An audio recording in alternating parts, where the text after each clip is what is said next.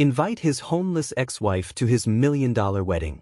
Let her show up in rags, desperate and hungry, in front of 300 wealthy guests. Let his beautiful new bride see the pathetic woman he had left behind. Let everyone witness his final, total victory over the woman who had once believed in him more than he had believed in himself. It was a perfect plan. Complete. But when a sleek black car pulled up to the Grandview estate that evening, and an elegant woman in an emerald green dress stepped out, the entire entrance went silent. Heads turned. Conversations stopped mid-sentence. And Jonathan Peterson's face went completely white, because the broken, desperate woman he had been counting on was nowhere to be found. What happened next would destroy his perfect wedding, his reputation, and every illusion he had built about what it means to win.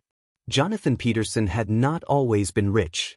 10 years before that night, he was just a man struggling like everyone else. Long hours at a small accounting firm, barely covering rent, dreaming of something bigger. That was when he met Elena at a community center where she volunteered teaching children to read. She had kind eyes that lit up when she talked about helping others, and when she smiled, she made the whole room feel warmer. They fell in love the way people do in certain rare stories. Slowly at first, then all at once. They got married in a small church with their closest friends around them. No expensive honeymoon. No grand ballroom. None of that mattered. They were happy simply being together. Elena was Jonathan's greatest believer. When he came home exhausted after a terrible day at work, ready to quit his dream of starting his own company, she would sit beside him and say, "Don't give up. I believe in you. You're going to do amazing things someday." And because she said it, and because he heard it in her voice as something true rather than something polite, he kept going. His business started small, just him in their tiny apartment, making phone calls and sending emails late into the night while Elena brought him coffee and quietly refused to let him doubt himself. She believed in his vision even when he couldn't see it clearly. Slowly, month by month, the company began to grow. First 1 client, then 10. The money started coming in. First a little, then more than either of them had ever thought possible. Jonathan went from taking the bus to work to buying his first car. From their small apartment to a larger house. From worrying about bills to having more money than he had ever dreamed of. But as Jonathan's bank account grew, something else grew alongside it. Something ugly and quiet that neither of them noticed until it was too late. He started coming home later and later. He stopped asking about her day. When she told him stories about the children she taught, he would barely look up from his phone. When she cooked his favorite meals and set the table carefully, he ate quickly and left. When she asked if they could spend a weekend together, just them, like they used to, he said he was busy without looking at her. Then one day, he came home with divorce papers. He didn't sit down. He just placed them on the kitchen table where Elena was drinking tea and waiting for him like she did every evening, and he told her he wanted out. That she was holding him back. That he needed someone who fit his lifestyle now. Someone who understood the world he lived in. "You were my biggest supporter," Elena said, her hands trembling as she held the papers. "That was then," Jonathan replied, his voice as flat as a business transaction. "This is now. I've moved on. You should too." The divorce was brutal. Jonathan had expensive lawyers who made sure he walked away with almost everything. The house, the bank accounts, the business she had helped him build. Elena, who had given up her own career to support his dreams, was left with almost nothing. A small settlement that wasn't enough to hold on for long. Within months she lost her apartment. Without an address she couldn't get steady work. Without work, she had nothing to fall back on. She tried staying with friends, but she couldn't burden them indefinitely. Eventually, Elena ended up on the streets. It happened so fast it felt like falling off a cliff she hadn't seen coming. One day she was a married woman with a home and a life. The next she was sleeping in doorways, standing in shelter lines hoping for a meal, wrapping herself in a thin blanket against the cold. But even living on the streets, Elena never lost the quality that had always defined her. She shared her food with other homeless people who looked hungrier. She comforted scared children she came across. She smiled at people passing by, even the ones who looked straight through her as if she didn't exist. 3 years passed that way. 3 long, hard years. And Jonathan got richer and richer. His company grew into an empire. He bought a mansion on the hill overlooking the city. He drove cars that cost more than most people's homes. Success had made him colder, more certain of himself, and meaner than he had ever been when he had nothing, because somehow having everything had convinced him that he deserved to have it, and that people who didn't have it deserved their circumstances. He never forgot about Elena. In fact, her fall gave him a twisted, private satisfaction. Sometimes when he drove through the city, he would spot her on a street corner. And instead of feeling shame for what he had taken from her, he would slow his car down and call out to her, making sure there were people nearby to watch. "Elena, is that you? Oh goodness, you're still out here? You really should try harder to get your life together." Loud enough that strangers would stop. Loud enough that Elena would have to stand there, quiet and composed, while he performed his generosity and contempt for an audience. This happened many times over 3 years. Each time, Jonathan felt the power of it. Each time, Elena kept her dignity and said nothing, because giving him a reaction was the one thing she refused to do. Then one cold Tuesday morning, he drove up to her corner with something in his hand. A cream-colored envelope, thick and expensive-looking. He held it out the car window. When Elena didn't immediately reach for it, he let it drop to the ground near her feet. "Oops," he said with a practiced apologetic smile. "My hand slipped." The envelope landed in the dirt. Elena looked at it without moving. A small crowd had formed on the sidewalk around them, the way crowds always did when Jonathan staged these moments. "That's an invitation to my wedding," Jonathan announced, his voice carrying loudly down the block.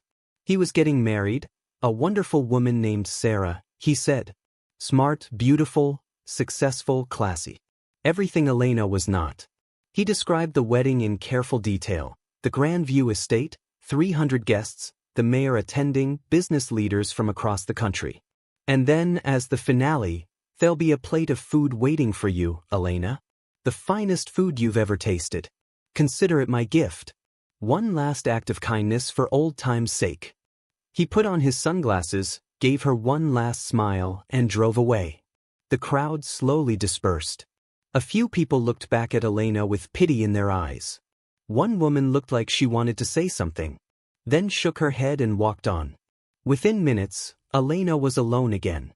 She sat very still, staring at the envelope on the ground. She knew exactly what it was. Not an invitation. The trap. He wanted her to arrive in front of 300 wealthy guests wearing whatever she had, looking poor and desperate, so they could compare her to his new perfect wife and marvel at how far he had risen and how completely she had fallen. He wanted to make her the entertainment at his own wedding. The exhibit. The cautionary tale. Elena reached down and picked up the envelope. Opened it. Read it. Then read it 2 more times. At the bottom of the ornate invitation card, in Jonathan's own handwriting, "Dear Elena, please do come. I insist. It would mean so much to have you there." Even his handwriting looked smug. Elena folded the invitation carefully and put it in her bag. Then she stood up, her legs stiff from sitting, looked down the street in the direction Jonathan's car had gone, and felt something she hadn't felt in 3 years. Not fear. Not shame. Something older and fiercer than either of those things. One week, she said quietly to herself, "I have 1 week." She took out her old phone, barely functional, but it still made calls, and scrolled through her contacts until she found a name she hadn't called in over a year. Marissa Chin. Marissa had been Elena's closest friend years ago, before the divorce, before the streets. She was a stylist and fashion consultant who worked with wealthy clients across the city. She was the kind of person who kept calling even after everyone else had given up, until Elena, too ashamed to keep answering, had let the calls go unanswered until they stopped. She had told herself it was better that way, that the distance protected both of them. Now, staring at Marissa's name on the screen, Elena pressed call before she could talk herself out of it. It rang 3 times. She was about to hang up. "Hello." Marissa's voice.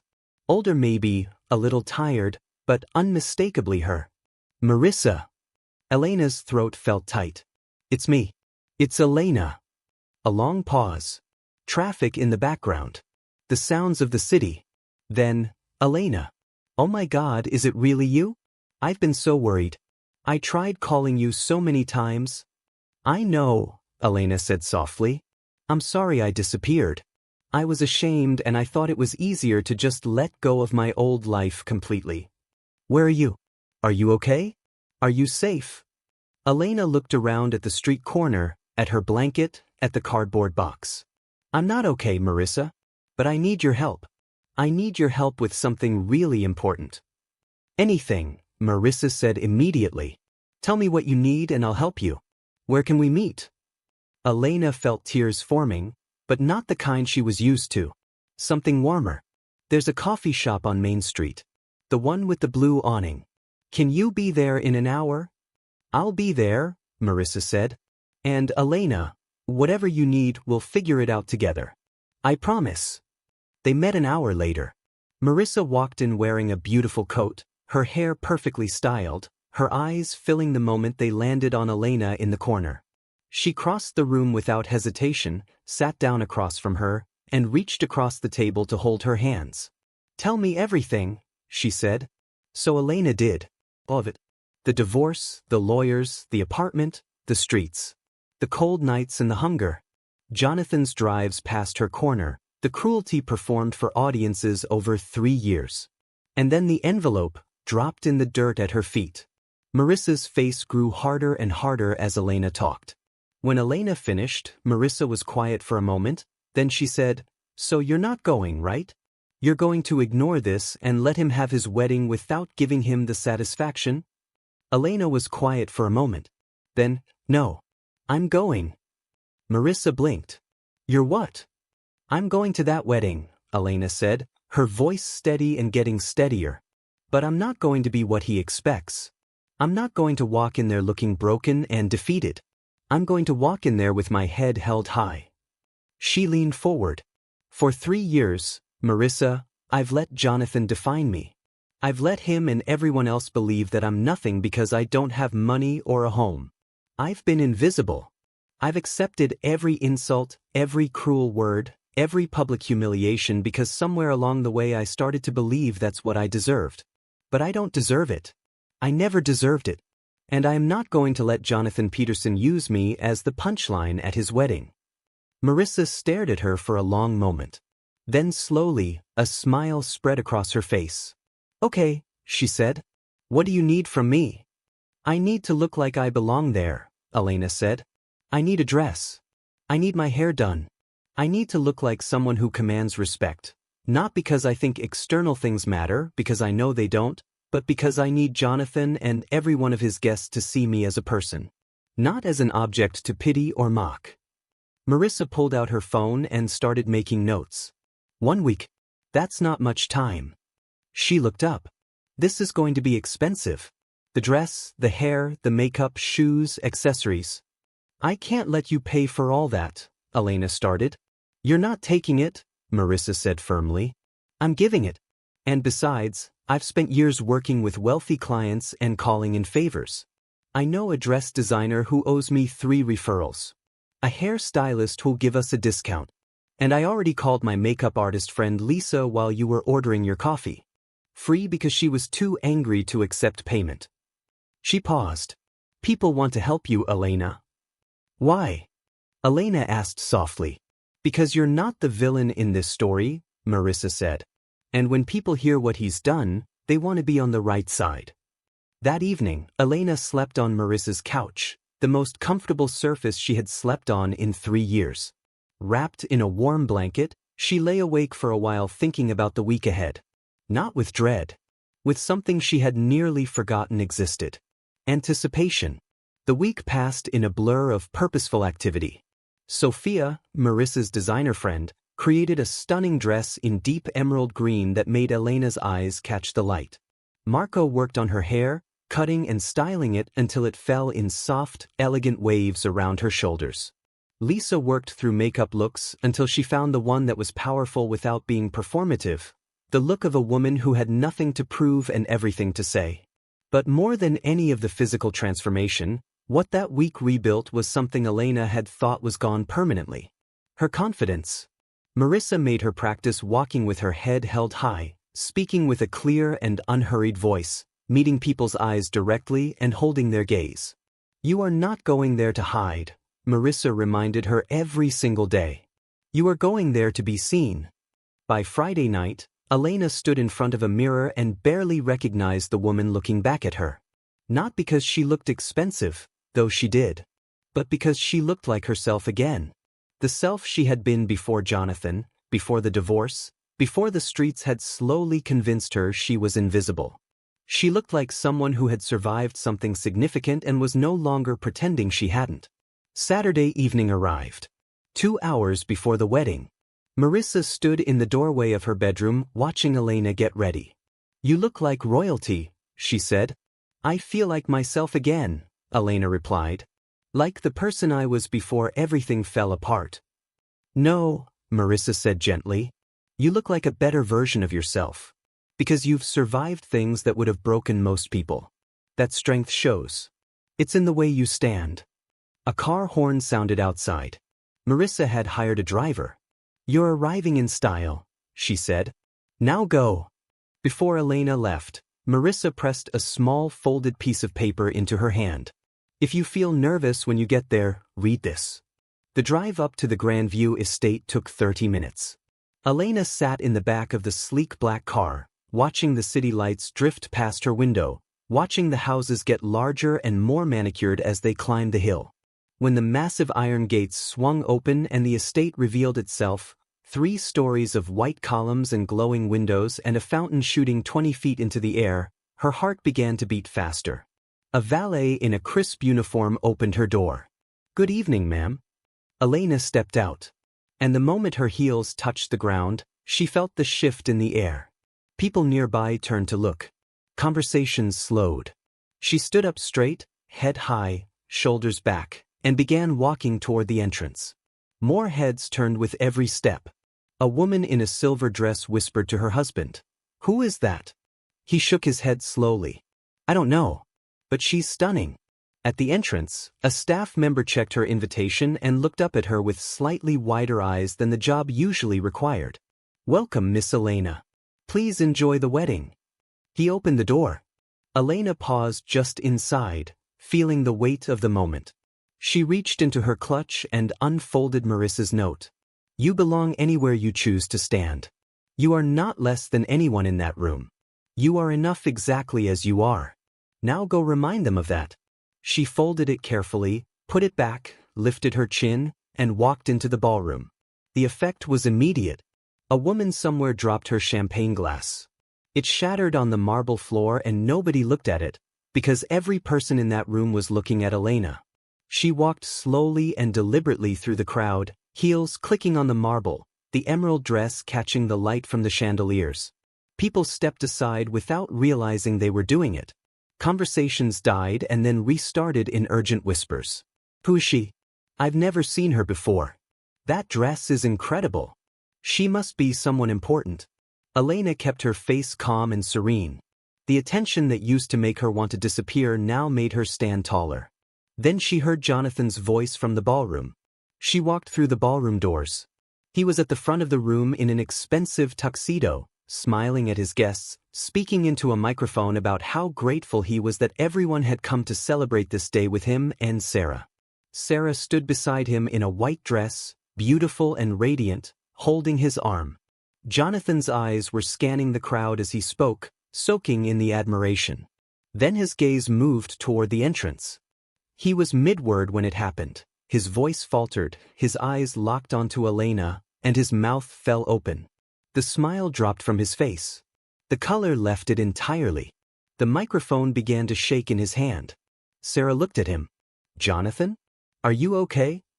He didn't answer. Around the room, people began following his gaze. One by one, then in groups, every head in the ballroom turned toward the entrance where Elena stood, framed by the light from the hall behind her, looking like she had just stepped out of a world Jonathan had never had access to. Then the murmurs began. Is that? Elena Morrison? Oh my God, that's her?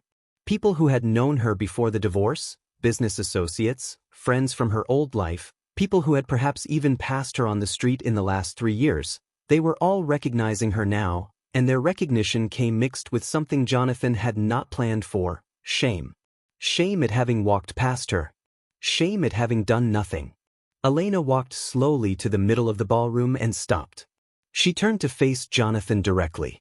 He was still at the altar, microphone hanging loose in his hand, staring at her with a mixture of shock and something that looked very much like fear. Sarah was looking between them, her perfect smile gone. "Jonathan, who is that?" she asked quietly. He still couldn't speak. Elena let the silence do its work for one more moment.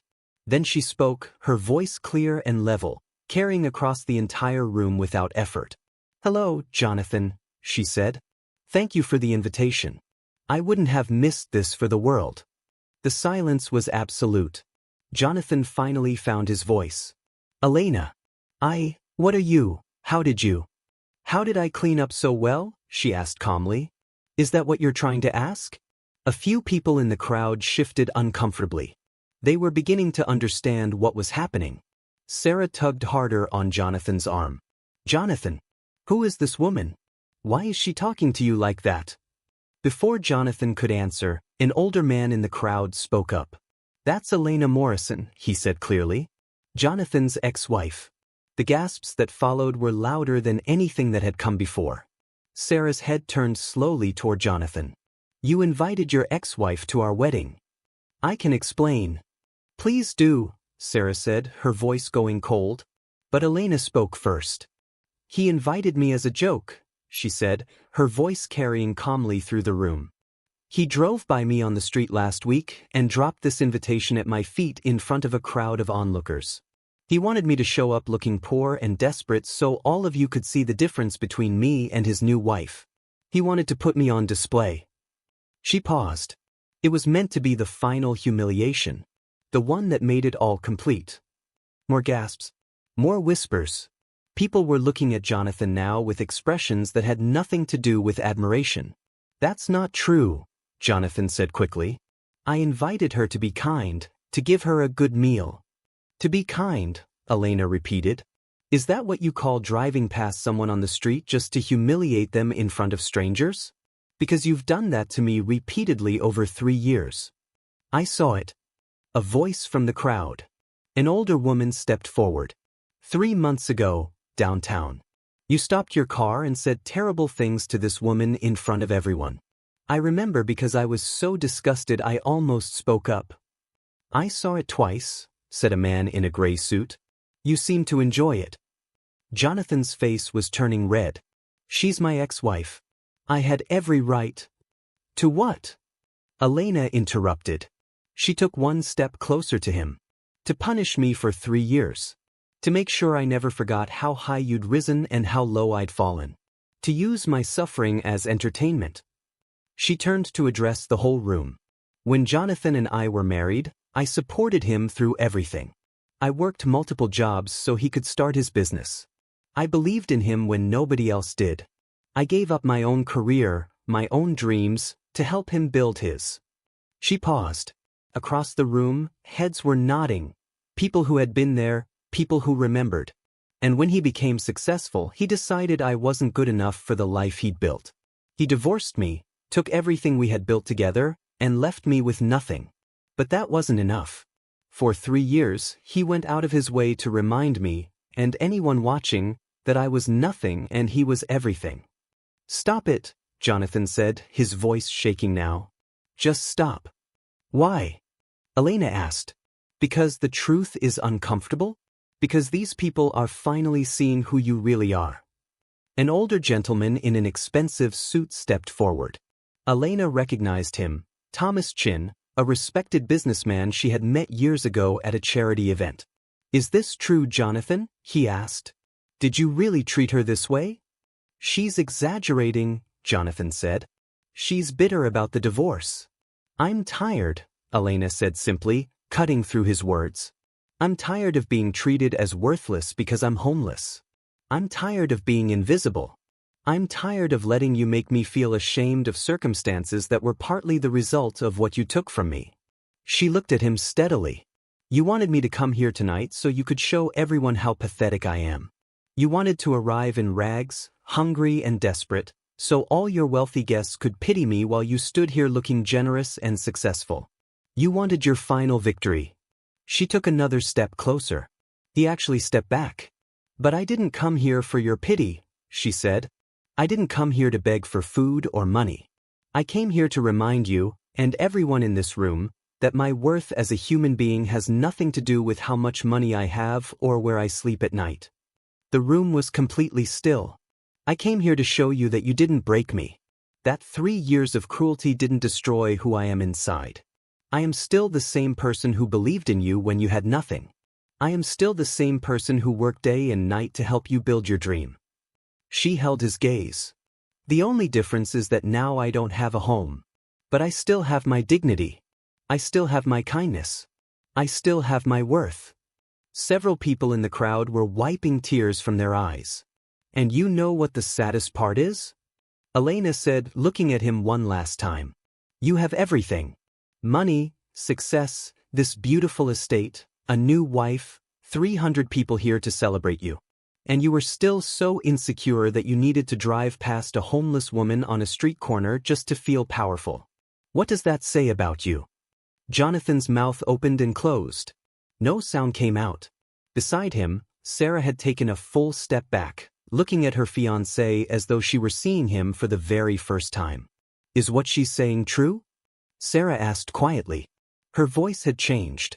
The warmth was gone. Did you really treat her like that? Sarah, Did you? Sarah demanded. Jonathan looked desperately around the room for allies.